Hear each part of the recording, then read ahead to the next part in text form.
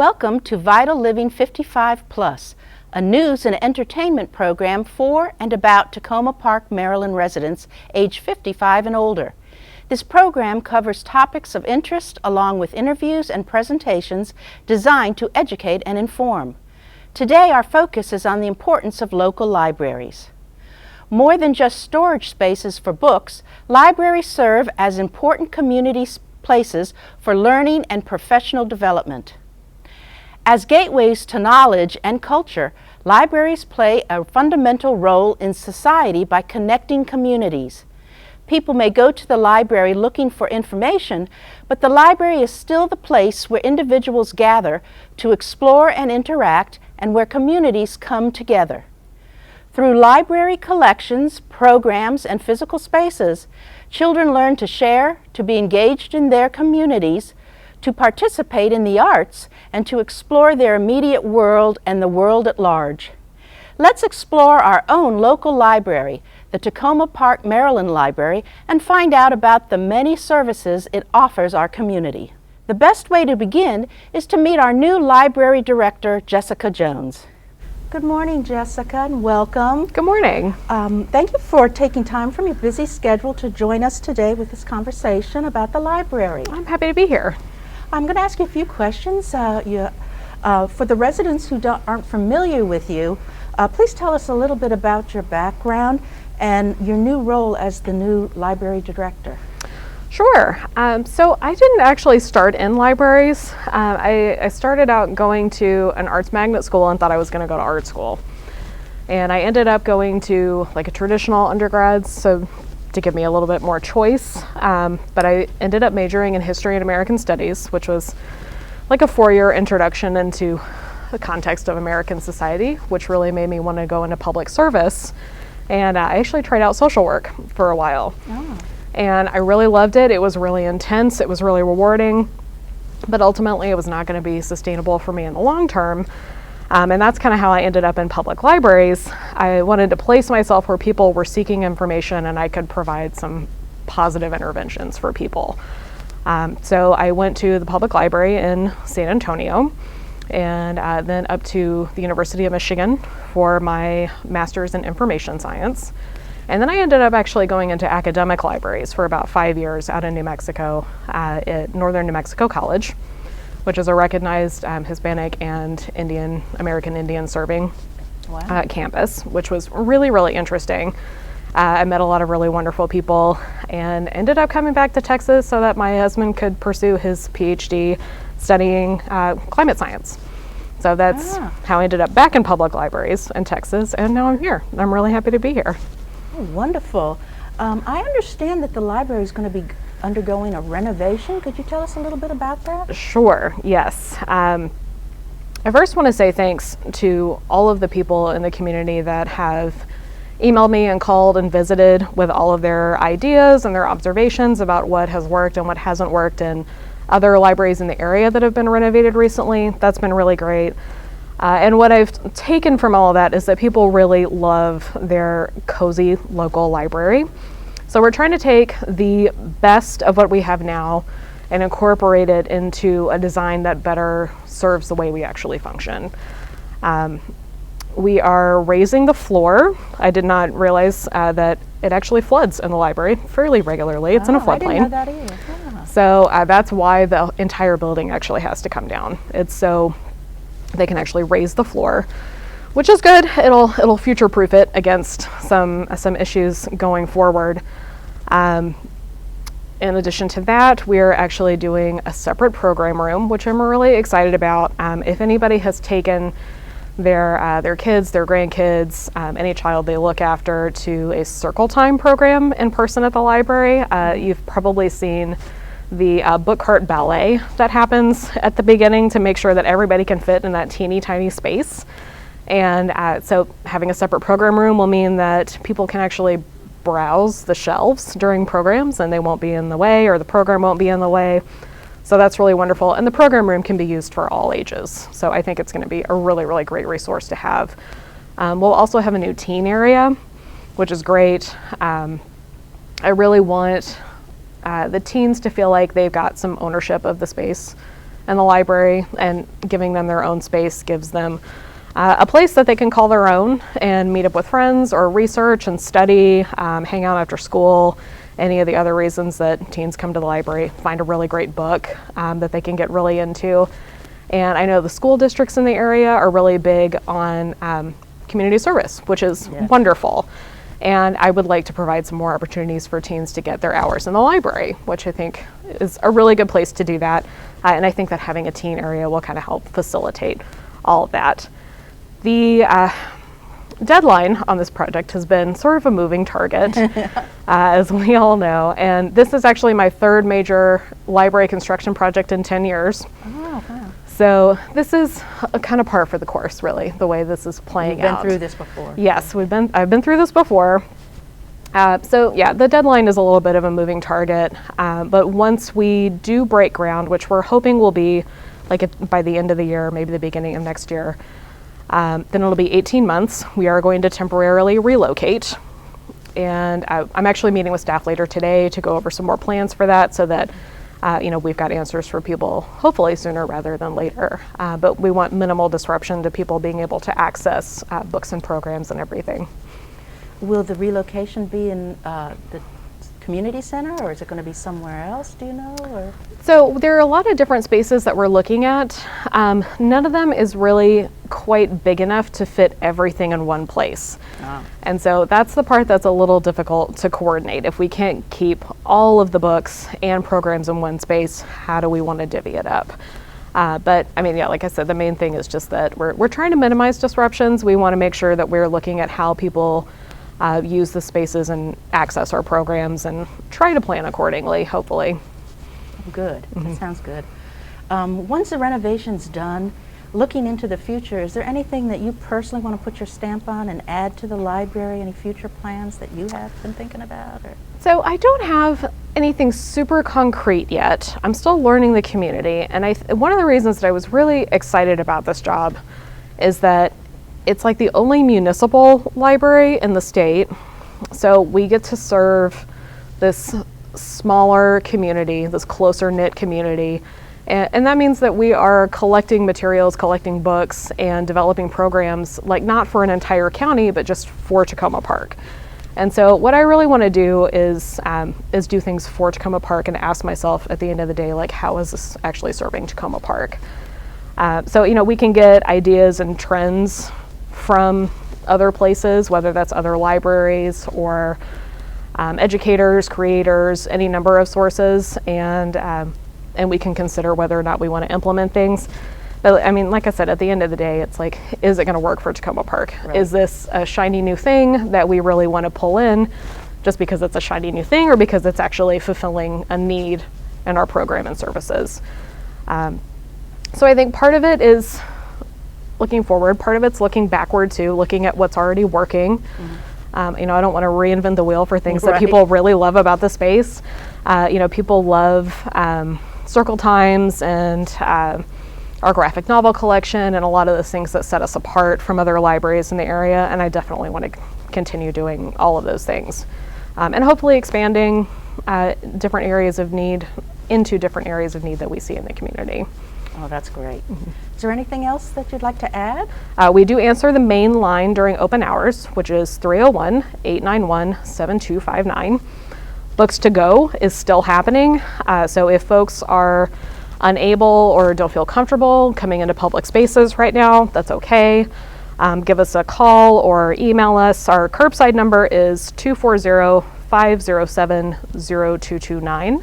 And we'll answer that anytime we're there. Or you can always email us, and library@tacomaparkmd.gov comes to me, and I can forward that wherever it needs to go. But yeah, I mean, we're happy to make sure that people are still getting services, no matter what our circumstances are on any given day. We're also still doing books to you. So if you can't get out and about, we can bring books to you. And again, just feel free to email or call us about it, and we'll make sure to get you more information on how that works. And I think the last thing I really have is if you are looking for a way to get involved, we do have a Friends group. It's the Friends of the Takoma Park, Maryland Library, and they have a website, ftpml.org. So that's a great way to support our work if you are enjoying what we're doing. Oh, wonderful. Well, it's so good to meet you. Yeah, it's nice to meet you too. I've only met you once before, so Right. this is great. Yeah. And I hope that we have more collaboration, maybe with senior programs and things in the future. So Yeah. thank you so much for joining us in Takoma Park. Thank you. Thank you, Jessica. When we return, a longtime member of the library, Jill Raymond, will be with us to discuss a new book program for and about older adults. And is this with the doctor or is this with the nurse practitioner? Fantastic. Dad, lunch. Got some soup for you. You are loved. Oh, you. Look at those freckles. This was very much. You are valued.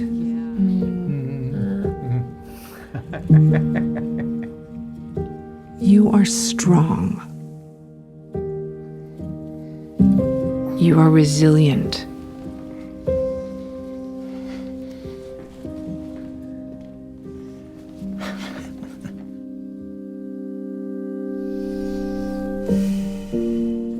You got this.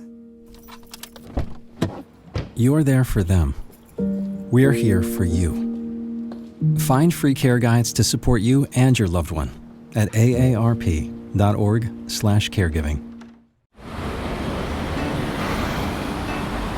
Hey, let's check out this park.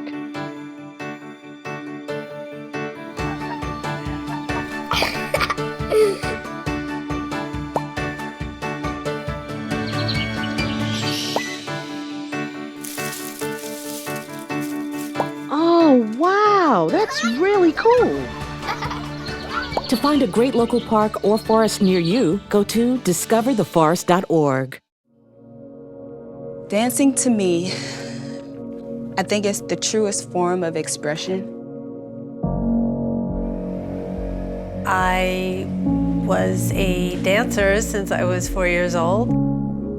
I was tripping and I was falling and I didn't even know what multiple sclerosis was. With the 360 camera, it gives the chance for someone to see what I see, experience what I experience. Have a surprise. Are you ready for this? Here we go. Oh my God.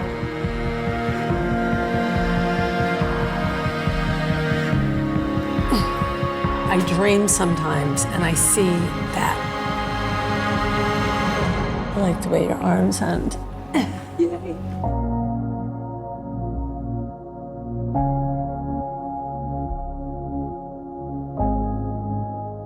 Good afternoon, Jill. Thank you for joining our conversation today about the library.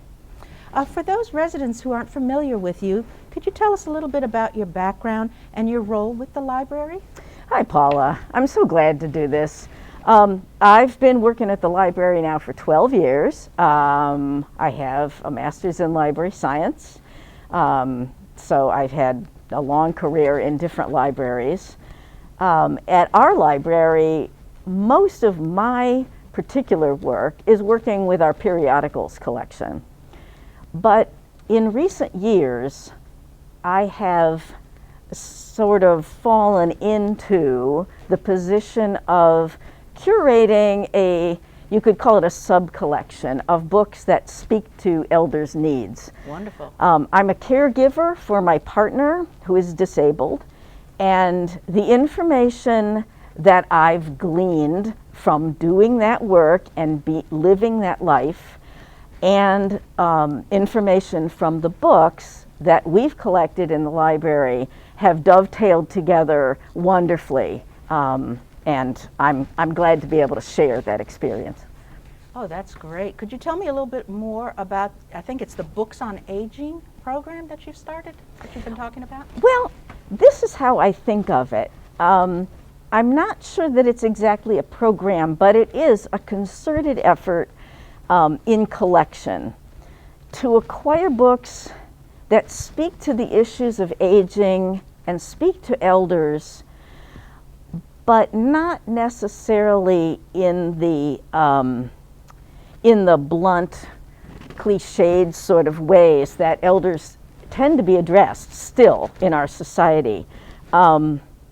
I think we make a concerted effort to get books that exemplify really quality thinking about aging, criticism, social criticism, philosophy, books that kind of invite a reader to think about, with the author, about basic things like, what does it mean to age?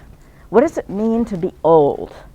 And that brings you into the most basic questions of life, I've found. Of course, we have books on all of the obvious issues about aging. We have self-help, we have books on physical health, we have books on mental health. I think that we are in a time period right now, Paula, where a lot of creative and new groundbreaking thinking is happening on issues of aging. And rather than a laundry list of like ailments, for instance, Right. which it's too easy to get all mired in writing that addresses ailments, which is important and becomes more important as you age.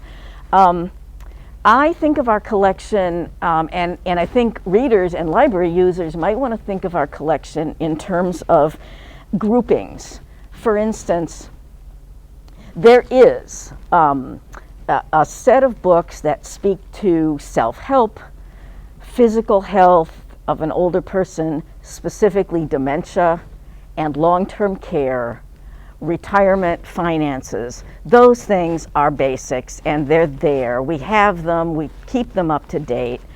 But there are also other kinds of groupings that I think it might be useful for a library user to think about. For instance, aging and activism, which is increasing, I think, in the US right now. Aging and sexism, aging and capitalism, and aging in history. There are some books I've collected to show today, some of which focus on, in a very interesting way, how old people have been portrayed down through time in the United States. The book In Our Prime there specifically focuses on women aging and how their role has changed, how baby boomers specifically have taken hold of the issues of aging as they age and taken some of their early activism and begun applying it to the issues that they are confronting in their lives today. There are books that break apart the age range, because aging often speaks to people from ages 60 to 99, you know, but those age groupings within that don't necessarily face all the same issues. There's a book called 80-somethings, and it specifically speaks to people in that 9th decade of life. And finally, I wanted to say there are biographies and autobiographies of especially women, but not just, that women who've made, who have worked on different issues, who are public figures, Gloria Steinem, May Sarton, Michael Kinsley, and now in their later years are speaking to what they've discovered about aging. Oh, that's great. Well, it sounds fascinating, and I'm glad that you have this new collection. Was there anything else that you wanted to talk about today? Really just to encourage people to use our catalog, throw in different terms, call us or come into the library, and we will help you ferret out books that really speak to what you feel like you need. And this applies, I would say, Paula, to people who don't necessarily think of themselves as aging, although of course we all are, but younger people, because this issue is for everybody. Right. You know, it really is a universal. You're right. Yeah. Well, thank you so much for joining us, and this is fascinating, and maybe sometime in the future we'll follow up on this. But thanks again, Jill, for joining us today. I would love to follow up, Paula. Thank you.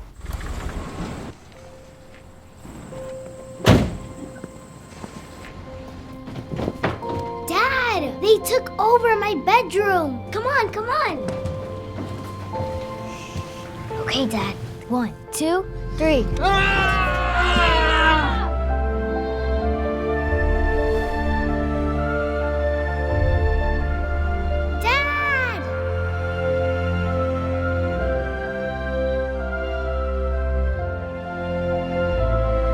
You saved me. Dad? Are you okay? I'm fine, dear.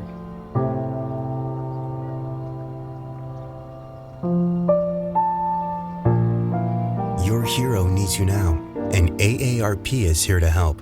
Find the care guides you need at aarp.org/caregiving. There was a time in my life where I was extremely homesick. I decided that I needed a pet. When I first saw a turtle, my heart was full. He jumped up and kissed me and jumped right into my arms. I immediately went up to the volunteers at the shelter and said, I want him. He's got to come home with me. Now I'm anything but lonely. Every day with Turtle is a perfect day and keeps me company when I'm doing schoolwork. I like it when he jumps up on the table too. He is a veggie thief. He's an incredible companion and my best friend. Can't say that I've met anybody that doesn't love him too. When I adopted Turtle, I discovered all the things that make him unique. He's a little bit of a lot of things, but mostly he's all pure love.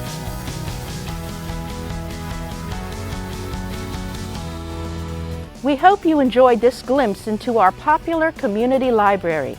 For more information about anything presented in this program, please contact me at paulaL@tacomaparkmd.gov or call 240-687-4132.